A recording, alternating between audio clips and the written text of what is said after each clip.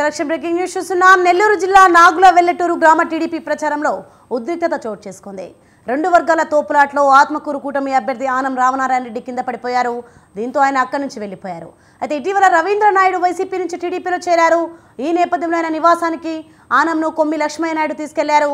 దీంతో ఆయనపై నాగుల వెల్లటూరు టీడీపీ నాయకుడు వెల్లూరు కేశవ్ చౌదరి చేయి చేసుకున్నారు. ఈ వివాదం కాస్త వారి మధ్య తోపులాటకు దారితీసింది.